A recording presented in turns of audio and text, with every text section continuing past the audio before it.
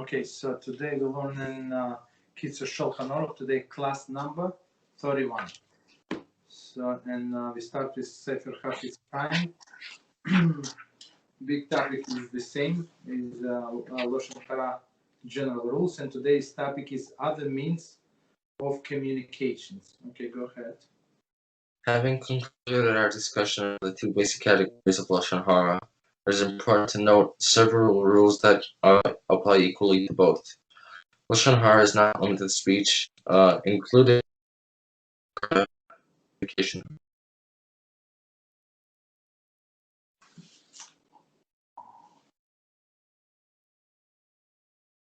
Somehow I cannot hear you.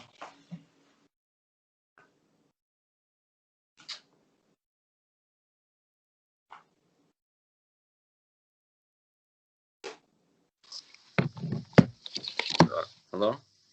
Yeah. So okay, I can hear you. So I didn't hear you. Yeah, no problem. So, having concluded our discussion of the two basic categories of Lashon Hara, it is important to note several rules that apply equally to both. Lashon Hara is not limited to speech. Included in this prohibition is communication of derogatory or harmful information through any means. Therefore, writing Lashon Hara or using sign or body language that communicates something negative or harmful is forbidden. To show others a letter or article that would reflect badly on its author is forbidden. As is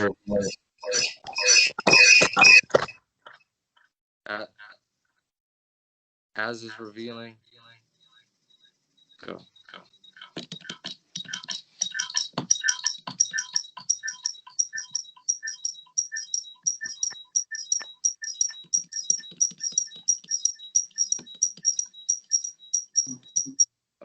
Okay.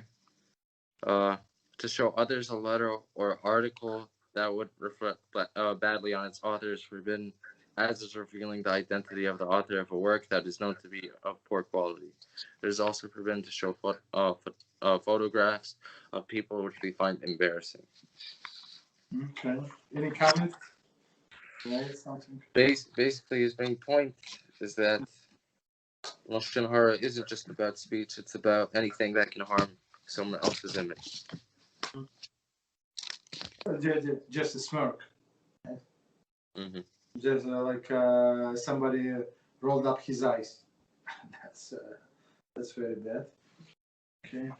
All right. So let's stop here. So before we start our Kitzur, so the question was asked. I mean, it's the answer is very simple, but let's see if we can figure out the answer, right? So the question is asked if it's allowed for a Jew, religious Jew, to go to not kosher restaurant. So and let's say that he's going to drink only water. We're going to bring him a bottled water from a plastic cup, so there is no problem. So everybody is going to eat, but he's going to drink only water or eat banana or apple. That he's going. Okay, that's it. So basically. So the answer is no. So it's not allowed. Why? Because it's, as we can understand, it would create HaShem. So people outside, when this guy is, even inside of the restaurants, so they would see this religious Jew, and they say, yeah, look at this, look at these hypocrites. Or maybe it's kosher, maybe something is kosher here. Like one clown said just recently, yeah, some food is kosher, not everything is treif. Right? So okay, so maybe it is kosher, some food. So it's one thing. So basically, the answer is no. Because why? Because it's Hil Hashem. My mom is not happy with your answer. We'll say it that way. Okay, all right. Okay, so it's not about making people happy, or it's about Hashem. So basically, like in my family or in another family, so even though somebody is not religious or not observant, they know, or if they invite me to their house, so they would order kosher and make sure they're not going to remove the seals until we sit around the table. Okay, that's so. If you want me there, and okay, so I'm forced to come because you ordered this kosher food. I'll come if I must. But if I have a choice, I would not come. I mean, and it's not about the food only. Right? Food is like secondary issue. The problem what you're going to talk about around the table with these people. And say what they're going to say. Okay, so all of these things that most of them forbidden heretical. So let them talk without me. Mm-hmm. Yeah, you understand? So if they would want you or I too much or very much, so they would go to a kosher restaurant. Mm-hmm. So let's put it this way. So okay, but if it was not even considerations, what can I say? Good for you, basically. Okay, so we continue with our Kitzur Siman 11. It's a very long Baruch HaShem Siman. So it's about the laws of Mezuzah. So and we up to the next Siman that CF, the next CF number 12 that we started last time, but it was very long, so we didn't complete it. Okay, so let's see. So CF number 12 from the beginning. An entrance that has 2 doorposts, but does not have a lintel. Rather, it's, in the place of the lintel, there is an arch covering the shape of the bow above the doorpost. So, I mean, it's very simple. You see my video? Okay, I hope you do. So you have two doorposts and you have arch. So that's so when we usually say lintel, we mean like horizontal. Okay, so arch is like arch. Okay, so let's see.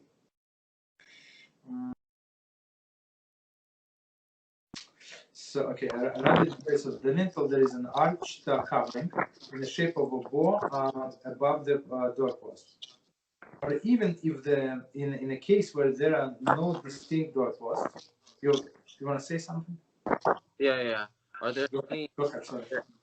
Are there any shapes that are where it wouldn't count as a lintel? Let's say we say it's okay if it's an arc, but like let's say it's a triangle or something. Who knows? That does not matter. Doesn't matter. Got it.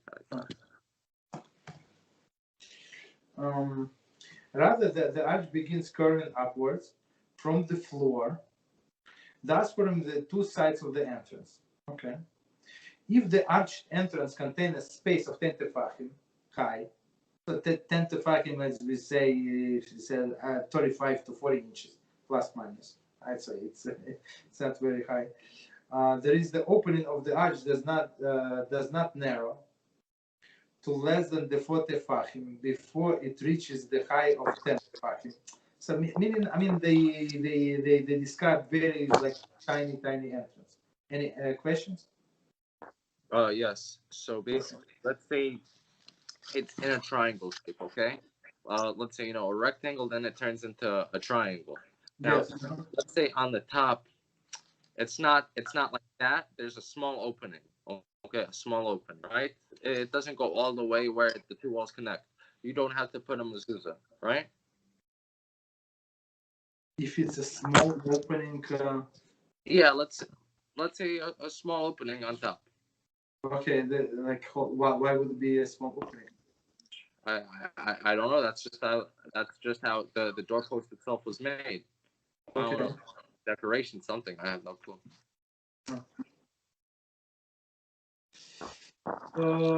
I don't know. Let's leave it for now. Let's read this and then try to answer your question. Okay. So let's finish this Siman and try to answer the question. So it says that enters require mezuzah. So basically, I mean, okay. So let's continue. Those stories that have one of the doorposts made so that it reaches from the floor until the lintel, and the other doorpost so that it does not reach the lintel. So it's very interesting. One till the lintel, maybe because the door is hanged on that, right? And another one does not. I have never seen what they describe, but okay. So it does not reach the lintel. Instead, close to the lintel, the wall is indented for the amma or more. Commentary, perhaps to serve as storage area. Okay, so basically let's say, to make it simple, on the right side, there's a lintel all the way to the top. On the left side, it's not to the top, it's like halfway. I mean, you don't need this doorpost. On the right, let's say you need it from the floor to the top because you need to hang the door there. But on the left, you don't need, because here you want to put some like into the wall, some like storage. That's the way they describe it. Very interesting. As depicts diagram B. I'm not sure where this diagram B is. I don't know. Diagram B. Okay, diagram B. The halacha is in case as follows. If that doorpost, whose height reaches all the way to the lintel, is situated on the right of the entrance, then mezuzah should be placed on that doorpost. Okay, so if it's on the right, as we said in another case, when it was on the right, it was the doorpost. On the left, it was the wall. We say we will put it anyway, but without the blessing. So now it's on the right, it's all the way, which is like I would say similar situation. So all the way, but on the left is not. It's like only half of the way. Okay. Then mezuzah should be placed on that doorpost, meaning on the right. If the smaller doorpost, which does not reach the lintel, is on the right. So for example, the door is open different direction for whatever reason. So the door is hanged on the left doorpost, right? So left doorpost is complete, right is not complete. Entrance. If the doorpost 10 tefachim high, doorpost is 10 tefachim high, meaning on the right, then mezuzah should be placed upon it. And if the doorpost is not 10 tefachim high, so the 10 tefachim, one more time at 35 or 40 inches, right? Before reaching the indented area, then mezuzah should be placed in a wide area. There is on the part that indented. Okay, so it's very interesting thing. So they say, if it's on the right side, if it's a 10 tefachim, right? So you put on I guess the doorpost is 10 tefachim, then mezuzah is placed upon it. Meaning it would be like your what is it, this waist high, right? And you put mezuzah. I guess I mean that's where the doorpost ends. That's what you do. Would you? Yeah. Would you have to put a mezuzah on something with, let's say, a loose foundation? My example is, let's say someone lives in, I don't know, a tent. He goes camping for, like, say, a month or 2 months. You know, it's counted as a permanent place of living because it was a month. And so you can't exactly nail a mezuzah on the door of the tent. So what is one supposed to do there? I don't know. There are no doorposts in a tent, right? So there's no place for a mezuzah. I understand. Got it. So okay, but it's a good question. Let's go back to our thing. I mean, the way I understand it's clear. So you have 10 tefachim, right? So you put mezuzah down there. But if it's less than 10 tefachim, before reaching the indented area, meaning like the one that goes inside, that mezuzah should be placed upon the white area. There is a part that is indented, meaning like something like deeper inside, the way I understand. It's very interesting. Okay, I mean, how often you're going to be in this situation? I don't know. But you know what? Last time you asked, very good question. If it was it's part of the house collapsed or something like that, so maybe this is the case like that, similar, right? I know somehow. I know what happened. Somehow they had to cut part of the door frame on the right, and only 10 inches, 10 tefachim remain. So maybe that would be the situation where exactly do they put the mezuzah. I think it's practical.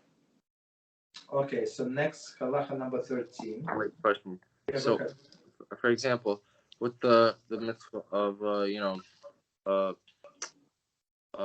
having a boy and having a girl. Now the halacha is basically it's until 18, 20, or 24, depending on who you go by.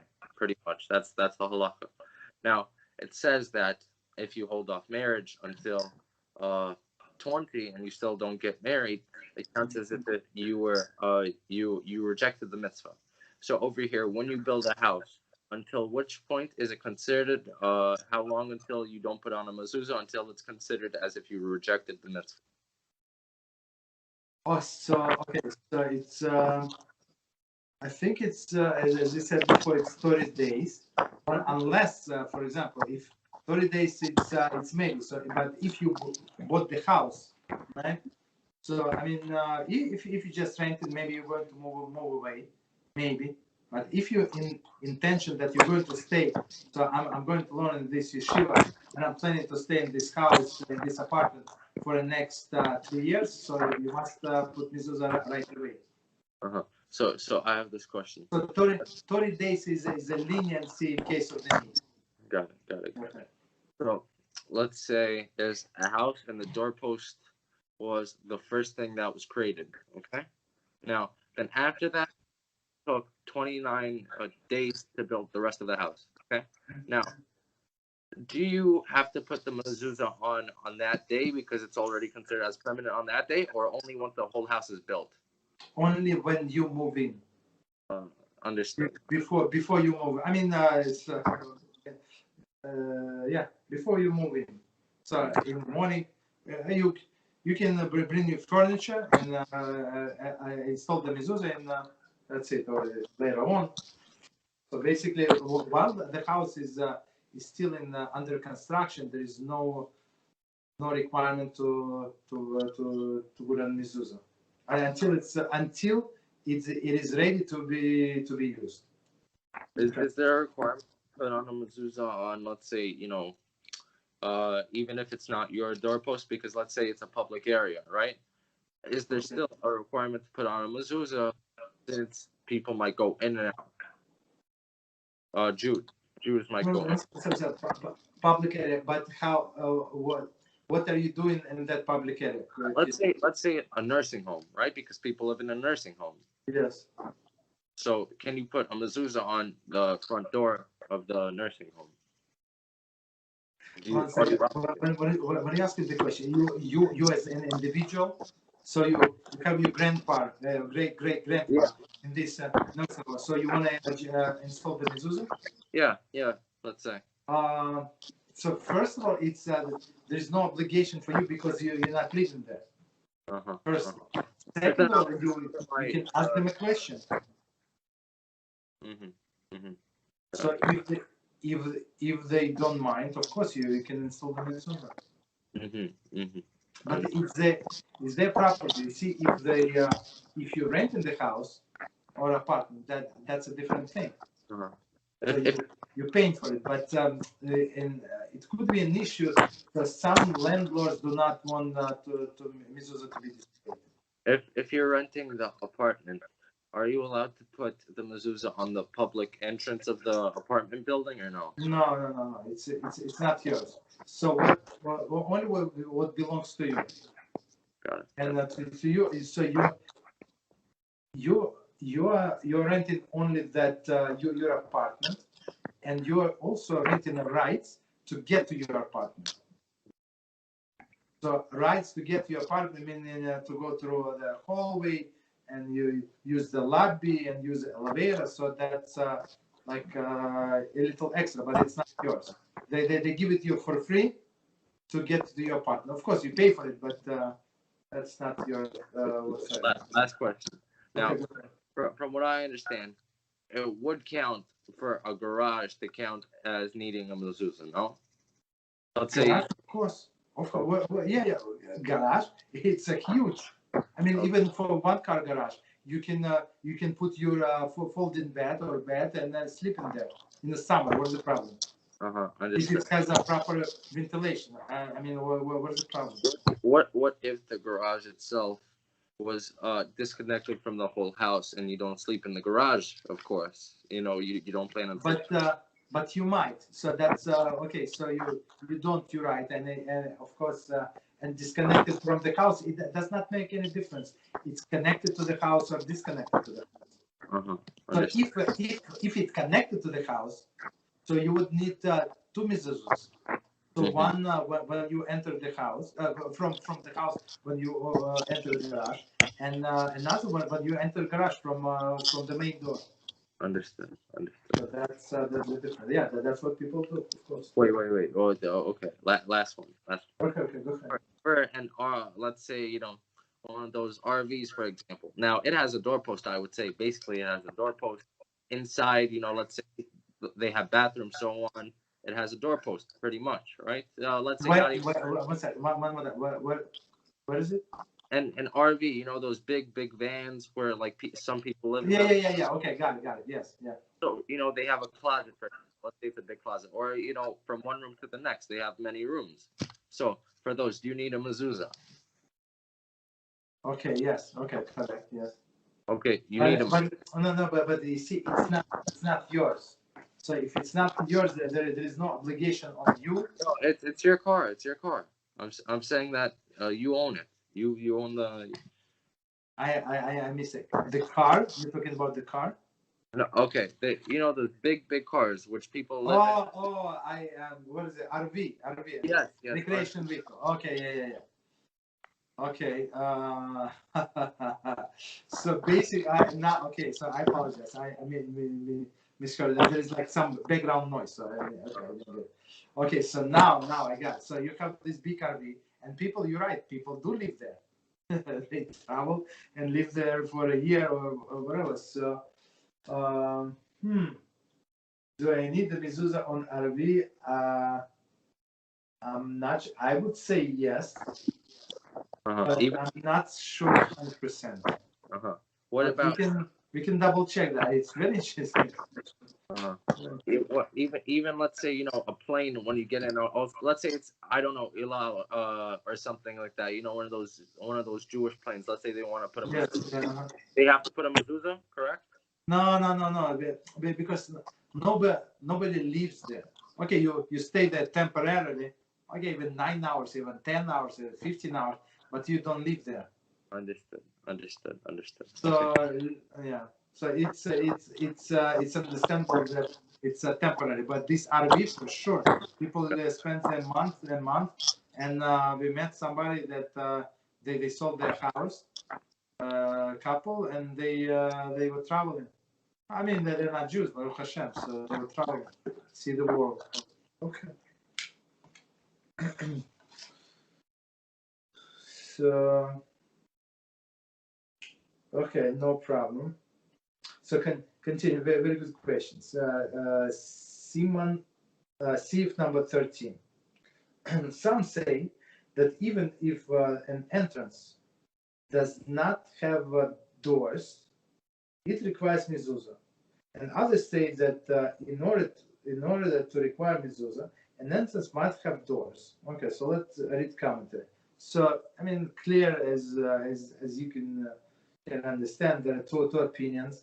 One say if there is a door, if on the doorpost, that's the entryway. If there is no door, so maybe we don't need a mezuzah. Commentary. This is derived from the fact that the word sha'ar, gate, upon which the Torah requires the mezuzah to be affixed, as it says, on a doorpost of your house and upon the doorpost of your gates, connotes an opening with a door. So it doesn't matter you say door or your gates, right? It still says connection to the door. Rambam in response to cited case of Mishnah, Hilchas Tefillin u'Mezuzah. Okay. In this case, as in all cases, the disputed requirement, one should affix Mezuzah but do not recite blessing. So okay. So as we could figure out ourselves, so in all of the questionable situations, when some say require Mezuzah, some say do not require Mezuzah, you just do without the blessing. But I would say, like, I would add that just for example, you move to the new apartment, just go through all of the rooms, all of these entrances, and make sure that you counted all of these like questionable things. So you have, when you are ready to install Mezuzah, you have all of the extra Mezuzahs for all of the questionable entrances. So you say only one blessing, and you can install Mezuzahs even on those. So in case it needed Mezuzah, so it covered by your original blessing. Okay, go ahead. Question? Yeah. So one more of these now. Let's say in Israel they want to be nice to the Haredi Jews, Naftali Bennett and his crew, and so they're like, "What are we gonna do on the jail cells? We're gonna start putting mezuzahs. Do you have to put a mezuzah on a jail cell?" I would say yes. Okay. 100%. I mean, people live there. Yeah? Maybe. I'm not sure. Like, I would say the only issue that I see, right? The only issue is the bathroom. But I'm not sure how this how these cells are configured. If they have a bathroom, like is it separated? Is the wall like even not till all the way till the floor? So I would say it would depend on a bathroom. Okay. Therefore, one should not affix mezuzah until he first hangs the door in the entranceway. Okay, so here they give a little different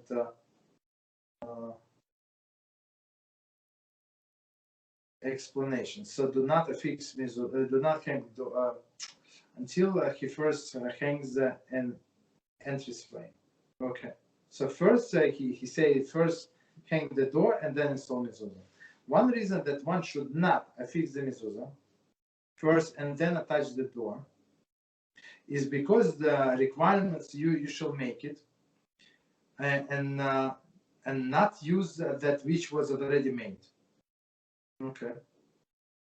The reason the mezuzah must be affixed to the entrance that already require mezuzah. So I mean, if it's not finished, do not. It does not require mezuzah. It's very close to what you asked before. If it's not complete construction, therefore, in the case of mezuzah is not valid, it must be taken off and affixed anew. Okay. See above 9.6 for a broader discussion of this rule and its exceptions. Okay. So continue. But let's say a mezuzah. Let's say it's on one doorpost, you take it off and put it on another doorpost. Does that count as a new mezuzah or no? Yeah. Yes. Yeah. You have to say blessing. We say even if it fell off. Like some people put it. I'm not sure why, but they put it with a Scotch tape or the regular tape. I'm not sure. Don't ask me why. It's like beyond. And usually who do it, rich people. Mm-hmm. People who can afford, I don't know, like a helicopter, they use the Scotch tape. Such a disgusting. Let's say somehow, I don't know, but let's say the mezuzah itself stayed on the wall, the actual parchment stayed, but the casing fell off. Now, what are you supposed to do at that point? Do you have to say the bracha or no? When No. So the main part of the mezuzah is a parchment, as you said. Yeah. So this casing is just the way to protect the mezuzah first of all, and to hang it somewhere somehow. Mm-hmm. Right? So in that situation, are you allowed to take off the mezuzah itself to put it back in the case? And if you take it off, do you have to say the bracha? Oh, in this case, yes. In this case, you need to say blessing. But are you allowed to take the mezuzah off in the first place? In general? No. Let's say the case fell, and you want to put it back in the case. Then put the mezuzah back on. Are you allowed to take off the mezuzah? Yes, I'm not getting the situation. So what fell? The case with the scroll fell? No. The parchment stayed. I don't know how the parchment stayed on. Okay, yeah. But the case fell. Now you're stopping the mitzvah now because you took it off. Yes. It's allowed, right? So yeah, okay. So if you want to take off mezuzah, put it in a case and put it back on this doorpost, so you would need to say another blessing. Understood. Okay, so continue. See if number 14. A house or a room that is not made for a to be permanently inhabited is exempt from the requirement of mezuzah. Okay, so it was one of our questions. Therefore, the sukkah made for the festival during the festival is exempt from mezuzah. Okay. So let's do this piece again. There are a few commentaries. Okay. A house or a room that is not made to be permanently inhabited. 34.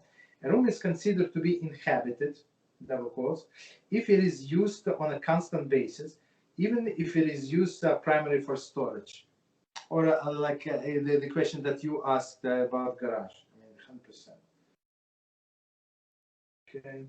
A house or a room that is not made for permanently inhabited, okay, is exempt from requiring the mezuzah. Okay.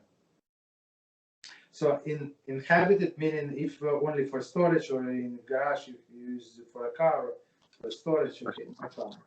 What if, let's say, as you said, for storage, but we're not allowed to put a mezuzah in a place that might smell bad. So let's say there's a place, I don't know, the refrigerator, the system doesn't work, and you have to put milk, and it's very, very hot.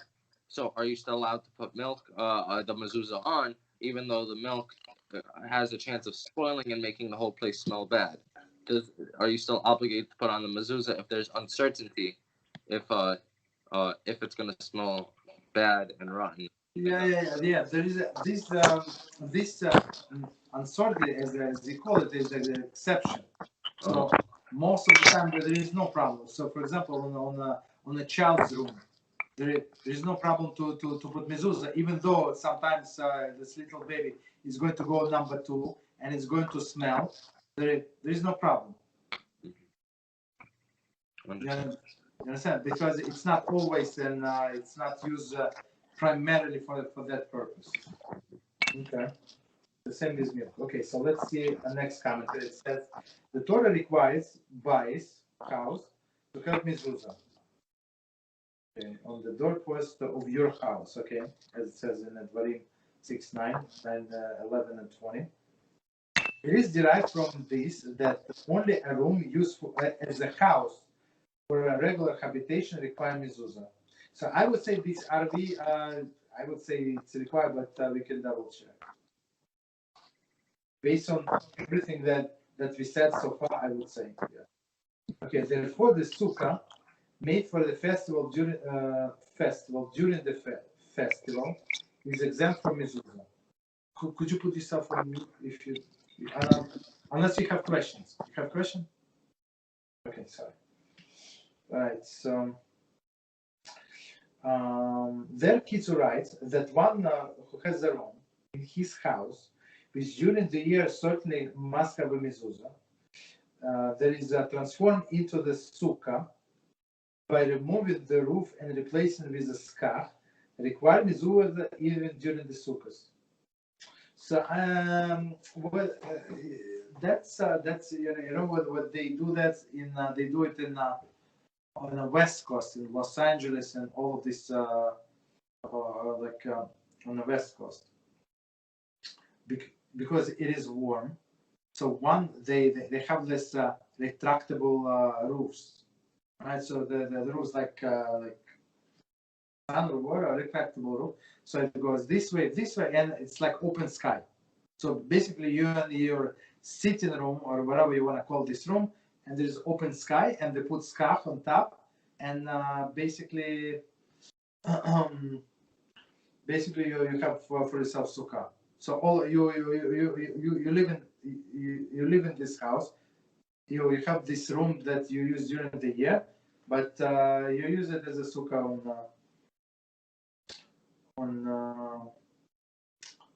on a holiday, and same in Israel in many places. They put, I mean, if they're on a top floor, of course, they can use it. So Mishnah Brura, however, cites Prima Megadim, who holds that even such a room is exempt from requirement of mezuzah during the days of Sukkot. But basically, in all of the examples that I gave, I mean, the mezuzah is there, so you're not going to remove the mezuzah. Basically, it is there. According to Rabbi Moshe Feinstein, that's in Igras Moshe or Chaim 5, chapter 41, a mezuzah is still required during the Sukkot. In this case, since the Sukkah serves as a room the entire year. I mean, the way I see it, like practically, you're not going to remove this mezuzah. See Mishnah Brura 6:26-21. Regarding the obligation of mezuzah on a sukkah from which there is an entrance into the house. From which it is an entrance to the house. Okay. Continue with Kitzur. Likewise, those stores that are made on market day for the duration of the fair and afterwards are disassembled and are left unused are exempt from mezuzah since they are not used on a permanent basis. However, those shops that are regularly used and stocked with the merchandise require mezuzah. Sefer Shulchan Aruch here there, 281:11. Okay, that's piece 54. So basically, so even in this like booth is that if they use it permanently, you need mezuzah. If not, you don't need mezuzah. Okay, continue. Let's say with the storage. Let's say there's a place you're using it for storage, correct? And you need a mezuzah on it. Okay, let's say you need it, but then after a while, now there's a period when you're not going to be working. Let's say it's the summer or something like that, and then work comes back after the summer where you have to store stuff in it. Yeah. Now, during that summer period, are you still obligated to have the mezuzah on or no? I would say, what is the problem of living there? Why would you take it down? I'm not saying if there's a problem or not, but let's say it fell off. Would you be obligated to put it on during that period? Would you still be obligated? I would say yes. Even if you don't use it, it's your property. You're obligated to put mezuzah. Yes. Got it. Okay. So if it could be a rooms in your house, I don't know, like secret rooms, I don't know, that you never use. Still, you must put the mezuzah there. Understood. So it's not about usage. It's about like potential of the usage. Maybe not now. Like, or for example, people have. I give you different, like similar to your example. People have summer houses, like upstate, and they go there only for two months a year, or I don't know, 2 weeks a year. Whatever they have a vacation. So of course they're not going to. I mean, so most of the time, 90% of the time, they're not there. They're not using this house, but they still need the mezuzah. Okay, I'm not sure if we went over this. I know we went over if the lintel itself was an ark. I understand we have to put on a mezuzah then. But if the whole door is an ark, let's say the whole doorpost is an ark, do you have to put on a mezuzah or? But how could it be like something has to like support the ark, no? I would say this way. I'll show you how. 1 second. It's like that. Thing. Like that over here. The thing is that you don't have videos, so I cannot see you. Oh wait, that's interesting. My videos. Oh, you know how like let's see on the bottom of a bridge they have like half an oval, correct? On the bottom of what? Bridge. Let's say you go through the bridge. Yeah. Okay. So if the whole arc, so we said in there. 1 second. So if they have 10 tefachim straight, I guess. 1 second, I'm going back. But the thing itself might look straight because it's big, but really it's rounded. So where does it?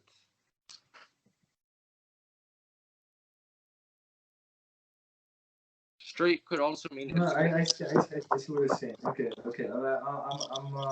I'm reading what they said before. There is an arch covering in case. 1 second. Arch begins curling upwards from. Okay, so he is that. Rather than the arch begins curling upwards from the floor, exactly what you're saying, right? From the floor, thus coming two sides to the entrance. If the arch entrance contains space of 10 tefachim high by 4 tefachim, so 10. So that doesn't matter how big is the arch. So if they have it's 10 tefachim, which is like you say the bridge. It would be 10 tefachim. I mean, not the bridge. So I apologize. So I mean, I got your example about the arch. I got your example. Mm-hmm. But in this case, so if it's open like 10 tefachim, which we said like 35, 40 inches, that's coming to sides of the entrance. If the arch entrance contains a space 10 tefachim. But 40 tefachim wide, which is 40 tefachim, it's only like 16 inches, a little less. There's the opening of each does not narrow less than 40 tefachim before reaching the height of 10. So basically, your arch, then entrance requires mezuzah. So yeah, it's very clear. I mean, if it goes like from the beginning, like an arch like this, so for sure it will require mezuzah. So then I have this question. Let's say, someone's going to Manhattan and they have to pass through one of those tunnels, correct? Now, so this is the question. When you're going through the tunnels, you see sometimes there are doors because there are workers inside or something like that on the sides of the actual tunnel. Yeah. Okay, so this is the thing. Now, those things, for example, could be used for storage, correct? There's it might have storage for something. Who knows? It might be have cameras or something like that, right? So would I have to put a mezuzah on the tunnel itself? On the tunnel itself is not because it's not used. Nobody lives there. But as you said, let's say there are side rooms in the tunnel. Mm-hmm. In the tunnel where like theoretically somebody can live there. Mm-hmm. Right. So in this case, on that room, you would need if it's big enough, whatever by our measurements, whatever we said. Of course, you would need a mezuzah there. Mm-hmm. If person can live there. If it's only work, but if it's his, if it's not his, I mean, if he's only working there, so he's not obligated to put mezuzah. Understood. Got it. Okay. So let's do maybe one more and we stop. Could you put this one for me? Yeah. Sorry. So the last one, we say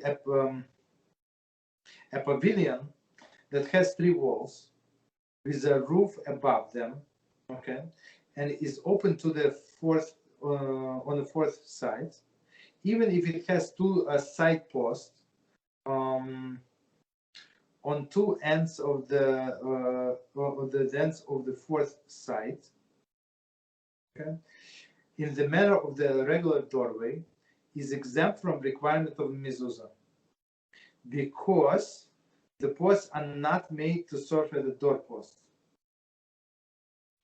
rather to serve as support for a roof. However, if pavilion has a wall on the fourth side as well, even if the walls of the structure are low and do not reach the roof. Okay, so basically we're talking about maybe in the summer, so you need the walls all the way to the roof, and even if the walls on all sides are made of series of windows, the entrance of the structure requires mezuzah. Okay, so let's do this and then we stop. So one more time from the beginning is the commentaries. Okay, a pavilion that has three walls. So 3 walls, and we said even they don't reach to the roof. Okay, all the way, right? With the roof above them, and is open on the 4th side. Okay, so for a side like the entrance side is open completely. Even if it has 2 side posts on 2 ends of the 4th side. So, but basically we need them to hold the roof, right? In the matter of the regular doorway, is exempt from requirement of mezuzah, because the doorposts were not made to because the posts were not made to serve the doorposts, but rather to serve as support for the roof. Okay, that's exactly the situation that I have. Not exactly, but similar. So I have the awnings, right, on like in front of the house, and I have the support. Okay, roof. However, if pavilion has a wall on the 4th side as well, I mean that's a different story. Even if the walls of the structure are low and do not reach the roof, and even if the walls on all sides are made of series of windows, so commentary, outdoor structure as well is ventilated, right, when it does not go to the side, and usually entirely open on the 4th side. Okay, so for good ventilation, or it's made completely of the windows, made of series of windows. Okay, the entrance of the structure requires mezuzah. So meaning only when it has this 4th side, and it's not even of course there is no door as we understood, and even if there is walls do not go all the way to the roof, it still require mezuzah. Okay. Okay, so we can stop here basically. All right. So we are left off number 16. Okay, so it's very long. Siman, HaShem. All right. Any other questions? No, not really. But Okay. I have to talk to you about something when you stop recording now. Okay. All right. Stop recording. 1 second.